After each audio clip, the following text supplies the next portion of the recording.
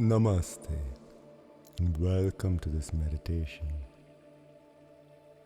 As we contemplate life and death in Varanasi, we take the opportunity to practice meditation as if we are on our deathbed ourselves, and to ask ourselves what would be the experience in those final moments. Let's begin together. First, let us settle into a comfortable seated position. With our back straight, our hands on our knees, and our eyes closed. We take a moment to settle into stillness. The whole day, our whole life, we've been moving and we've been seeing movement. So first, let us settle into stillness.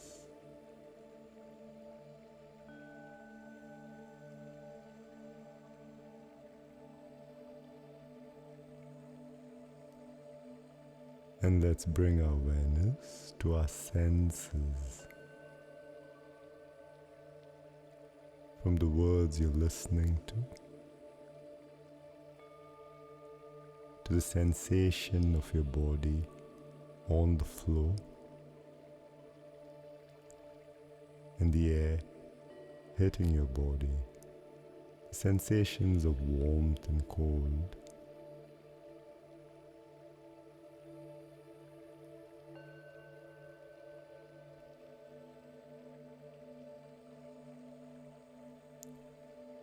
And we bring our awareness to the point of our nostrils, where the air hits either inside the nostrils or the outer edge of the nose.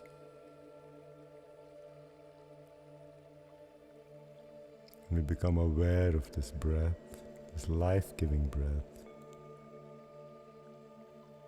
as the air goes in and comes out.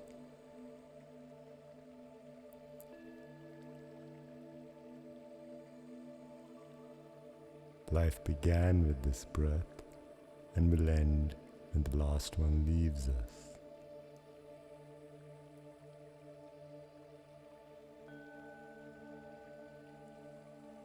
And we prepare to be mindful of our breathing. The space below our nostrils, above the upper lip. Become mindful for the next few minutes of just this space.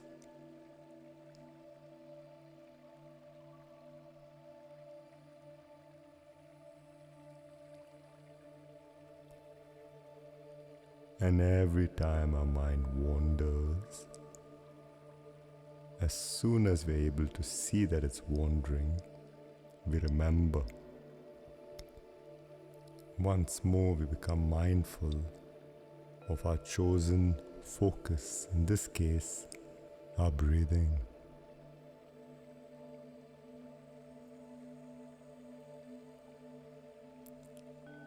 And let us not get too stressed if we find that we are wandering a lot.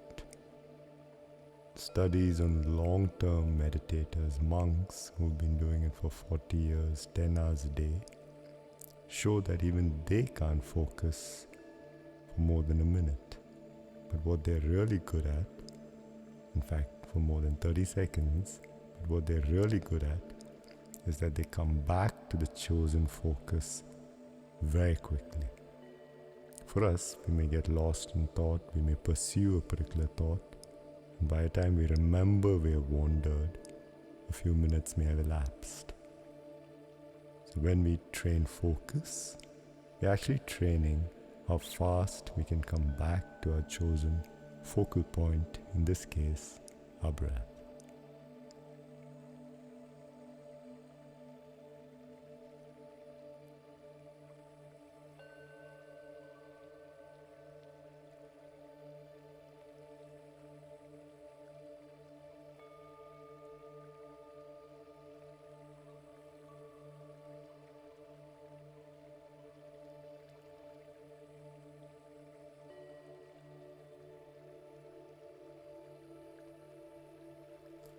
As the river, as the Ganga flows, so does our mind, and is constantly flowing.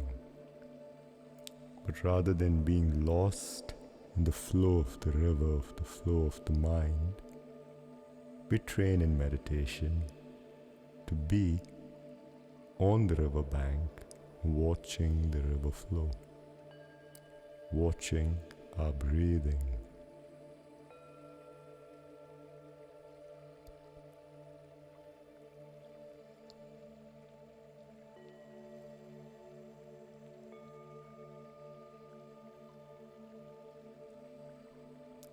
And while my mind may do anything or be anywhere, the reality of this moment is with my breath and my body sensations.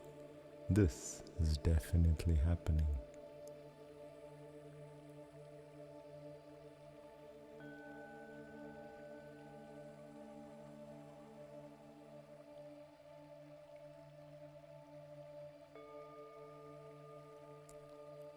Continue watching our breath, and we'll begin our meditation in a minute from now.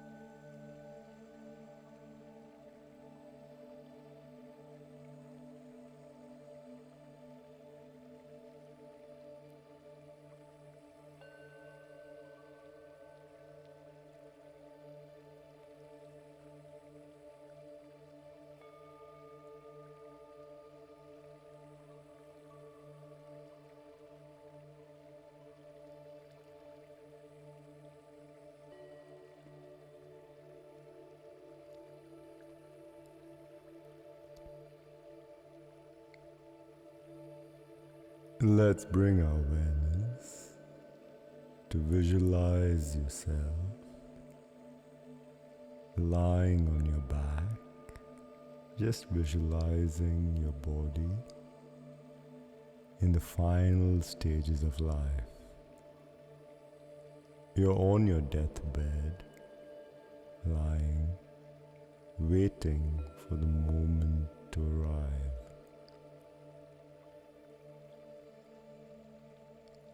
Nobody can tell us what that experience will be like for us, and therefore let's take the time to reflect on our own.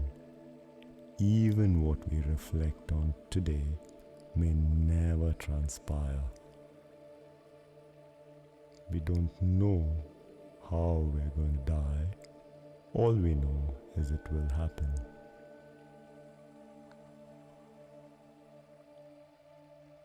So while giving ourselves the concession that it may never happen the way we visualize it, even so, we will do a meditation that puts ourselves in a position where we are waiting on our deathbed.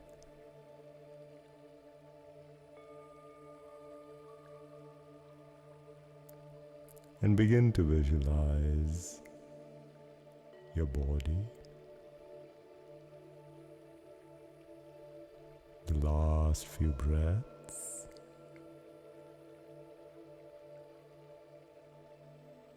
maybe if there are people around or not.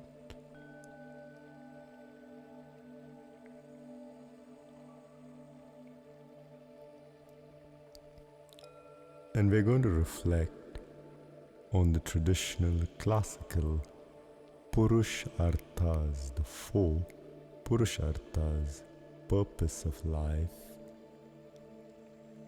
in the ancient Indian Hindu tradition.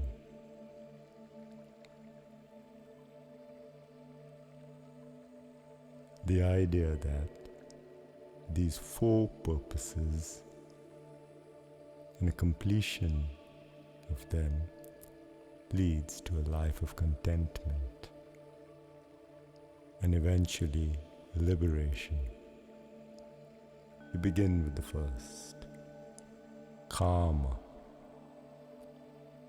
Reflecting in your own life, if today were your last day and you are on your deathbed, would you have any regrets about love, pleasure? Have you been able to live a life where you've experienced love the way you would like? And have you been able to love and express love the way you would like?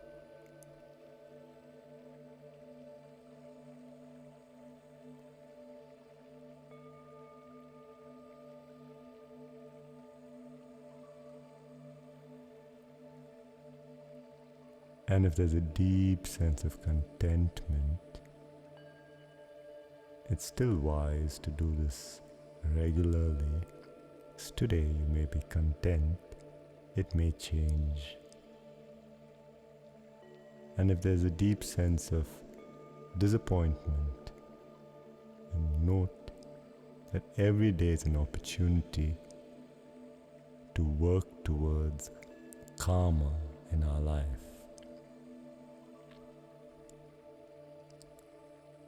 Living a good life, enjoyment, love.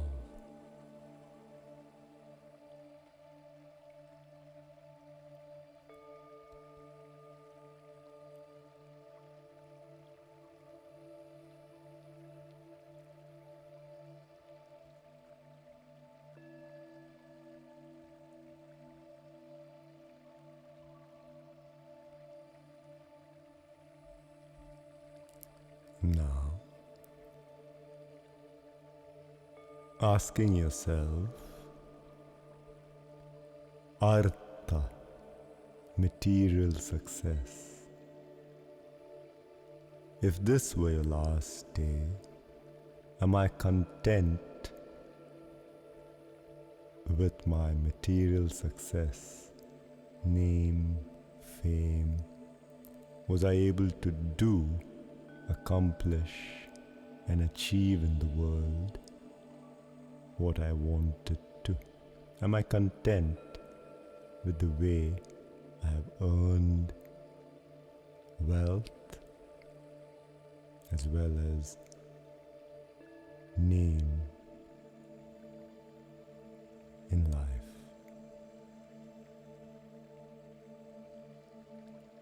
Am I successful and content about my success?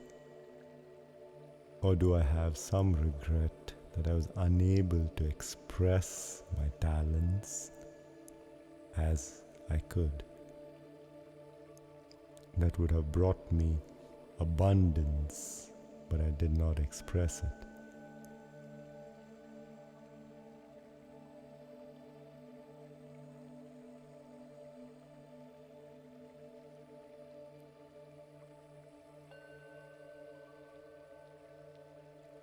Material abundance,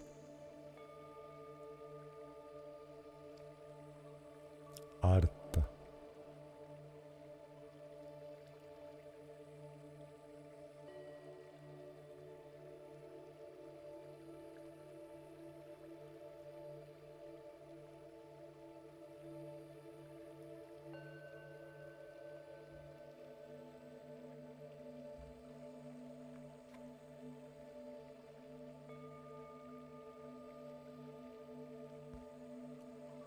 And let's bring our awareness to dharma, righteous living, living with purpose, doing the right thing. Is there any aspect in my life which is not in sync with my dharma? We all have an idea of how we want to live our life, what's right for us, and we all know when we do things that are not in sync with that, it causes a jarring inner experience. Am I in sync with my dharma? Am I using my life, my talent, my gifts to live righteously? To be able to uphold the dharma, the right conduct, endeavors? Or am I doing things that are not conscienceable, that don't sit well with my inner experience of the world, with what I expect from myself? Have I made too many compromises in my life?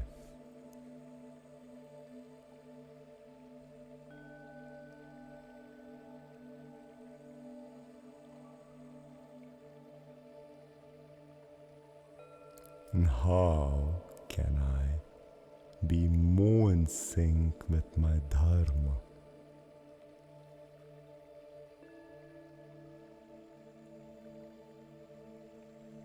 Living more purposefully every day.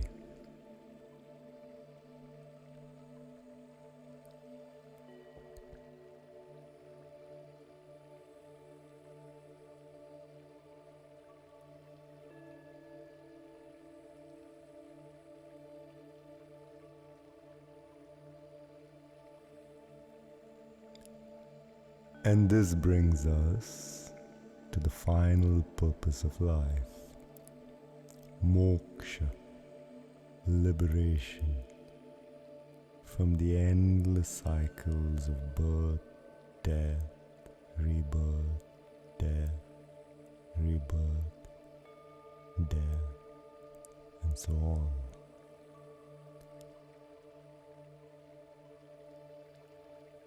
Now that I feel I'm content with where I am with love and karma, and if I am content with artha and material success, and if I'm also content with dharma and purposeful living,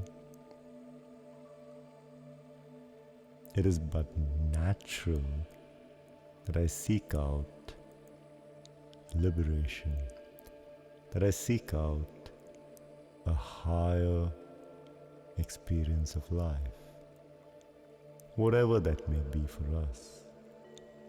It is not anyone's role or any system or train of thought to tell us what freedom means for us. So we ask ourselves, am I free? Am I liberated?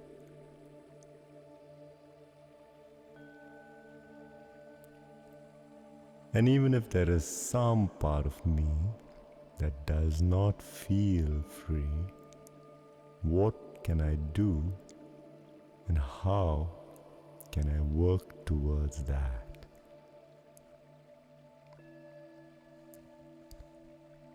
Through effort, through understanding, through grace, we seek out our moksha, our liberation.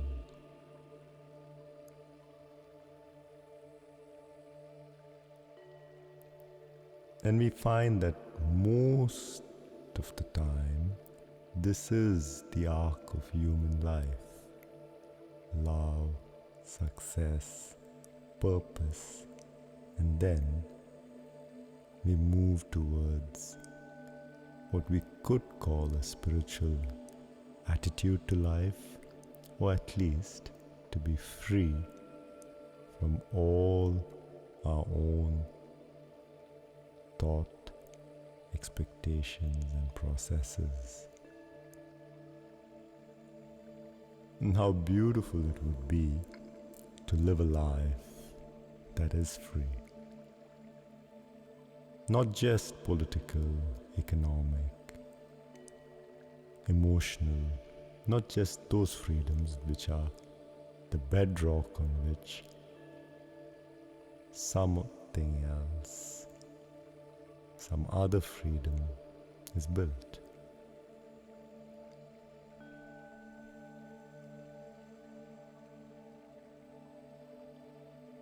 Let's take a minute, friends, to just reflect. If today were my last day, am I happy? Am I free?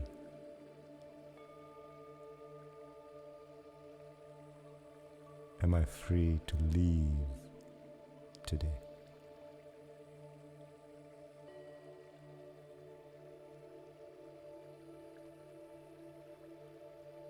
And if there is some unfinished work to be done,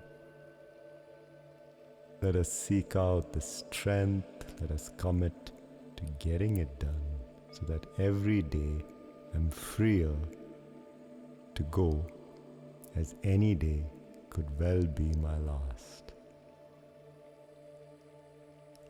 And that is the great lesson of living, spending time in Varanasi. We encounter the truth that death will come upon us. And every day is an opportunity to prepare to leave totally free.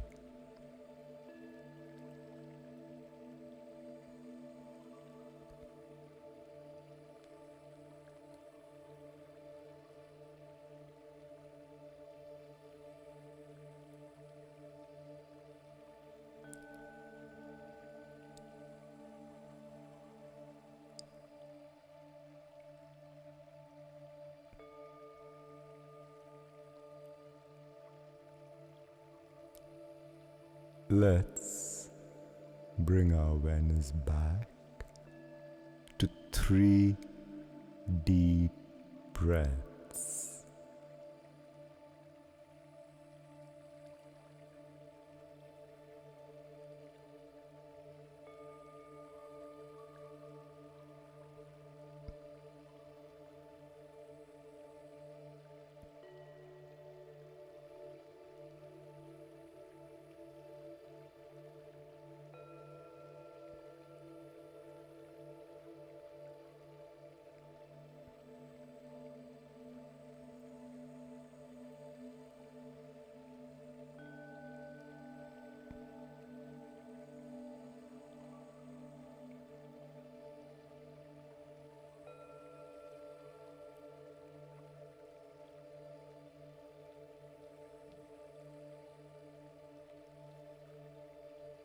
We bring our palms together in a namaste.